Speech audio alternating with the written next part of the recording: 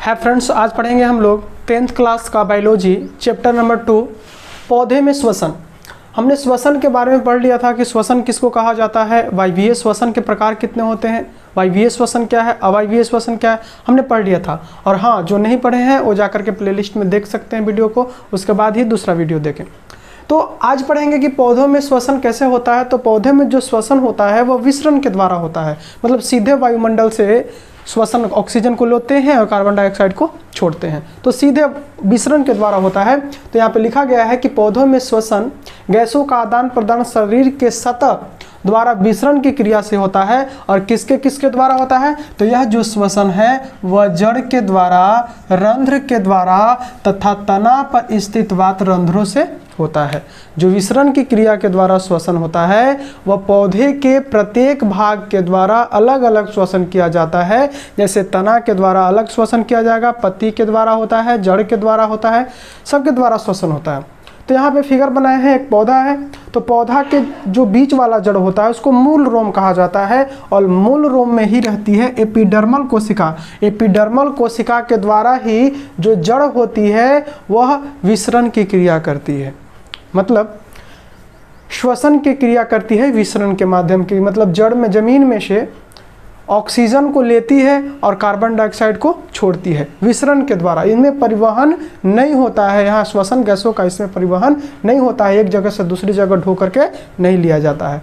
विसरण के द्वारा सीधे वायुमंडल से लिया जाता है और छोड़ा जाता है। अगर वह जड़ है तो जड़ की एपिडर्मल कोशिका है, वह क्या करेगी कि जड़ में मिट्टी में मौजूद ऑक्सीजन को अवशोषित कर लेती है और फिर वहीं पे कार्बन डाइऑक्साइड को छोड़ देती है। अगर किसी पेड़ जब ज़्यादा उम्र का पेड़ हो जाता है तो उसकी मूल रोम क्या होता है, खराब हो जाता है, जिसकी वजह से जो पौधा होता है वह तना पर स्थित वात रंध्रों के सहायता से विसरण की क्रिया से श्वसन करता है।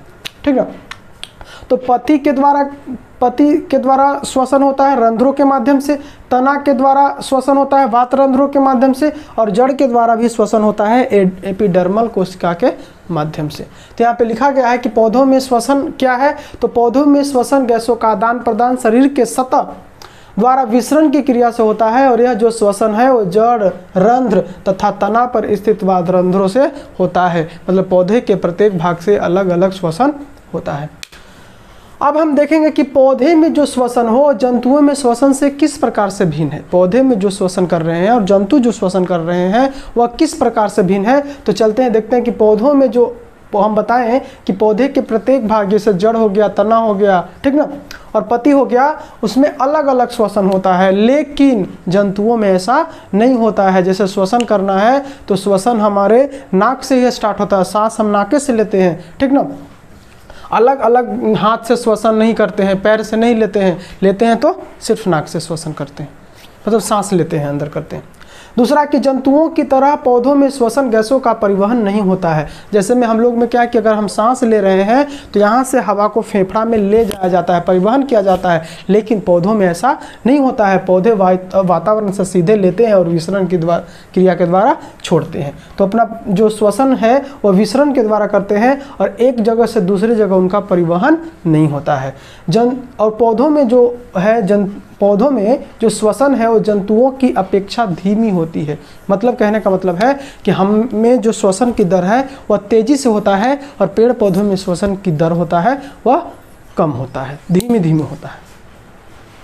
तो एक चीज़ इसको याद कर लीजिएगा, क्वेश्चन कभी कभी आ जाता है कि पौधों में श्वसन की क्रिया जंतुओं से किस प्रकार से भिन्न होती है। तो पहला कि पौधों में के प्रत्येक भाग, जैसे हो गया जड़ हो गया, तना होगा, पत्ती होगा, सबसे अलग अलग श्वसन होता है, लेकिन जंतुओं से ऐसा नहीं होता है। दूसरा, जंतुओं के तरह पौधों में श्वसन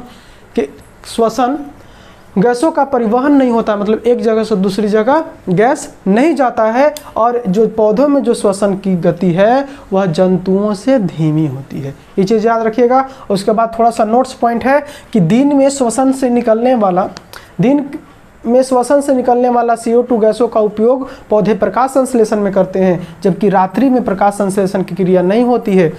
एक बात यहाँ पे समझने वाली है कि जब दिन के समय होता है तो दिन के समय भी श्वसन की क्रिया होती है, लेकिन दिन के समय जो कार्बन डाइऑक्साइड निकलता है उसका उपयोग पौधे प्रकाश संश्लेषण की क्रिया में कर लेते हैं। अपना भोजन जब उनको बनाना रहता है तो वह क्या करते हैं कि जो श्वसन के द्वारा कार्बन डाइऑक्साइड बना है वही कार्बन डाइऑक्साइड का उपयोग क्या चीज़ में करते हैं, प्रकाश संश्लेषण की क्रिया में करते हैं, मतलब अपना भोजन बनाने में कर लेते हैं। लेकिन जब वह रात्रि की अवस्था में होते हैं तो वह प्रकाश संश्लेषण की क्रिया नहीं कर पाते हैं, जिससे क्या होगा है कि वह CO2 गैस का विसरण करते हैं, रंध्रों के द्वारा कार्बन डाइऑक्साइड गैस को छोड़ते हैं।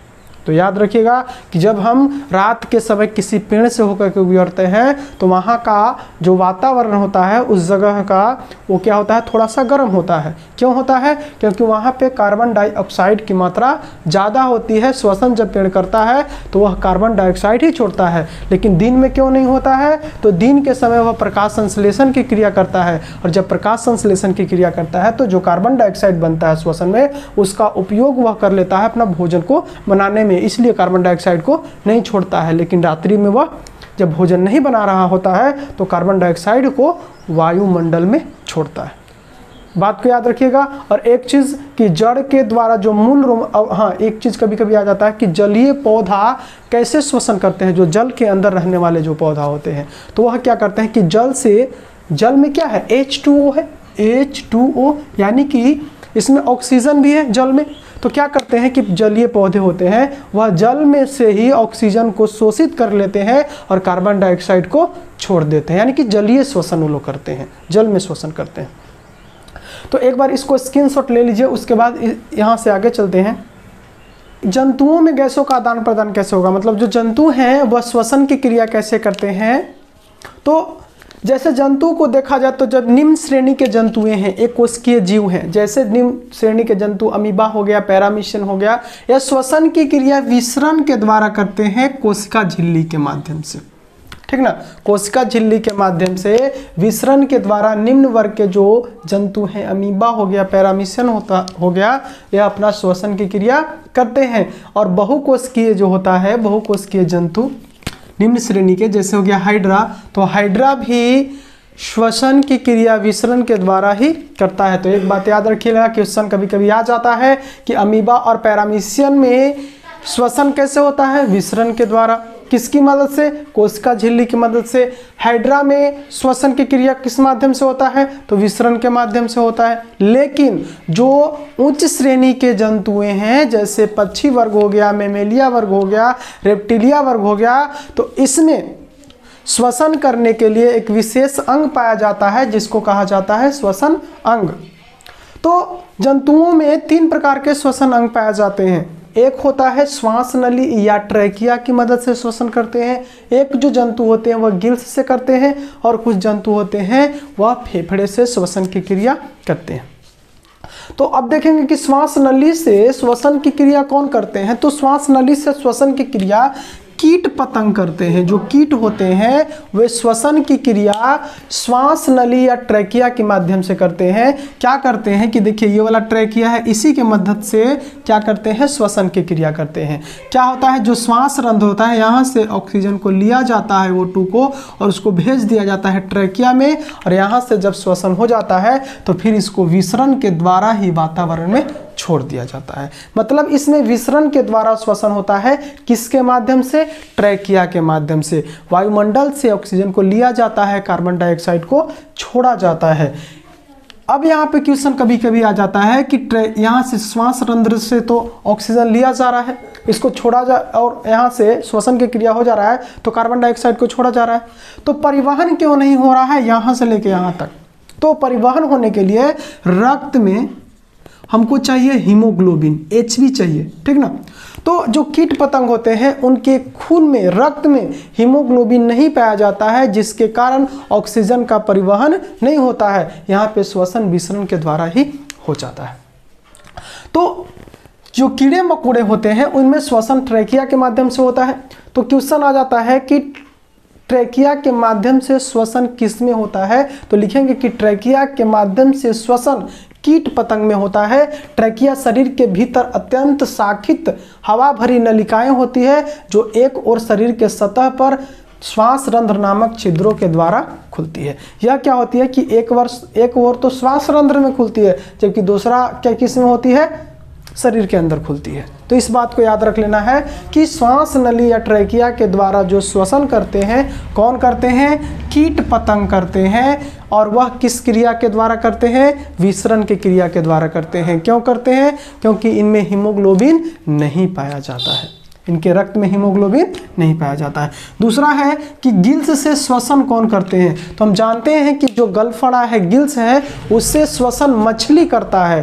तो यहाँ पे मछली के देखेंगे कि मछली के जो गिल्स होता है आँख के पीछे रहता है, दो जोड़ी रहता है, एक जोड़ी रहता है, एक इधर रहता है और एक उधर रहता है। यह क्या करता है कि पानी में मौजूद ऑक्सीजन को अपने मुंह में लेता है और मुंह में लेने के बाद उसको गिल्स के में निकालता है और गिल्सवा ऑक्सीजनवा को सोख लेता है और सोखने के बाद उसको रक्त में मिला देता है और रक्त में जाकर के वहाँ से जब रक्त में मिल जाता है ऑक्सीजन, तो रक्त में मौजूद हीमोग्लोबिन उसको ढो करके ले जाता है और जब श्वसन की क्रिया के उपरांत कार्बन डाइऑक्साइड बनता है तो वह इसी के माध्यम से फिर जल में छोड़ देता है। तो श्वसन किसके माध्यम से हुआ, तो गिल्स के माध्यम से हुआ। अब क्वेश्चन आता है कि गिल्स है क्या, तो हम लिख सकते हैं कि गिल्स एक विशेष प्रकार का श्वसन अंग है जो मछलियों में पाया जाता है, मछलियों में रहता है गिल्स। तो गिल्स एक विशेष प्रकार का श्वसन अंग है जो जल में घुलित O2 का उपयोग करके श्वसन करता है, श्वसन करने के लिए उपयोग करते हैं। तो क्वेश्चन आएगा तो हम लिख सकते हैं कि गिल्स है क्या, तो लिखेंगे कि गिल्स एक विशेष प्रकार का श्वसन अंग है जो जल में घुलित O2 यानी कि ऑक्सीजन का उपयोग श्वसन करने के लिए करते हैं और गिल्स का होना मछलियों का विशेष लक्षण है। मतलब गिल्स के द्वारा ही मछली श्वसन की क्रिया करती है। जो गिल्स होते हैं प्रत्येक जो गिल्स, अब क्वेश्चन कभी कभी ये भी पूछ देता है कि गिल्स पाए कहाँ पे जाते हैं, तो गिल्स आंख के पीछे पाए जाते हैं। तो लिख देंगे कि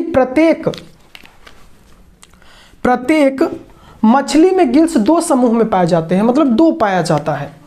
गिल्स के प्रत्येक समूह सिर के पार्श्व भाग में आंख के ठीक नीचे स्थित होता है, आंख के ठीक नीचे स्थित होता है। कहाँ के पास, सिर, जो उसका सिर है उसके पार्श्व भाग में आंख के ठीक नीचे पाया जाता है। इसकी संख्या कितनी होती है, 2 होती है। अब इसमें कुछ याद रखने के लिए पॉइंट है कि जैसे एक कोशिकीय जीव होते हैं, झींगा, एक कोशिकीय जीव नहीं, अकशेरुकीय, जिस अकशेरुकीय किसको कहा जाता है, तो जिसमें ऐसे रीढ़ की हड्डी नहीं पाया जाता उसको कहा जाता है अकशेरुकी, जिसमें कशेरुकी नहीं पाया जाता है। तो अकशेरुकी जो जलीय जंतु हैं, जैसे हो गया झींगा और सीप, ये भी श्वसन गिल्स के द्वारा ही करते हैं और जब ऐसा श्वसन होता है तो इस श्वसन को कहा जाता है जलीय श्वसन। तो मछली जलीय श्वसन करते हैं किसके माध्यम से, गिल्स के माध्यम से। गिल्स कहाँ पे पाए जाते हैं, तो प्रत्येक मछली में दो गिल्स दो समूह में पाए जाते हैं और यह गिल्स प्रत्येक समूह के सिर के पार्श्व भाग में आंख के ठीक नीचे पाए जाते हैं। एक चीज यहाँ पे देख लीजिएगा कि जो श्वास नली है उससे तो श्वसन करेगा कीट, गिल्स से श्वसन कर रहा है मछली, और जो फेफड़ा है उससे श्वसन करता है पक्षी वर्ग और मैमेलिया वर्ग। जितना जो वर्ग है मैमेलिया, तो फेफड़ा के द्वारा श्वसन करता है। जैसे मानव हो गया, बकरी हो गई, गाय हो गई, तो ये सब श्वसन करता है फेफड़ा के माध्यम से। पक्षी हो गया, श्वसन करेगा फेफड़ा के माध्यम से।